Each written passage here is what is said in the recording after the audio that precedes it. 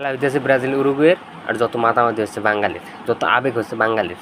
কে হারলো, কে জিতলো, কে থাকলো, কে টাই ব্রেকারে গেল, কে টাই ব্রেকারে হারলো, কে জিতলো, ব্রাজিলের কী অবস্থা, ব্রাজিল হারলো নাকি জিতলো, কে রে ভাই?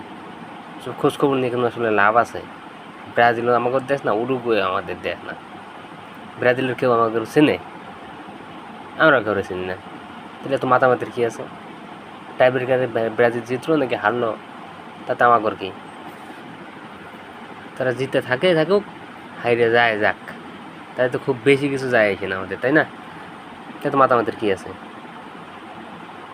আমাদের নিজের দেশও না, আমাদের পার্শ্ববর্তী কোনো দেশও না, তাহলে ওগুলো নিয়ে মাতামাতি করে আমাদের কোনো লাভ আছে?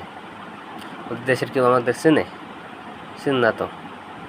তাইলে মাতামাতি বাদ দেন, ভালো থাকেন, সুস্থ থাকেন, হ্যাঁ, নিজের আপনজনের খোঁজখবর নেন, তাইলে ভালো আছে।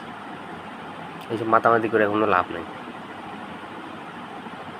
কারণ আমি নিজেও একজন ব্রাজিল সাপোর্টার, এই কারণে।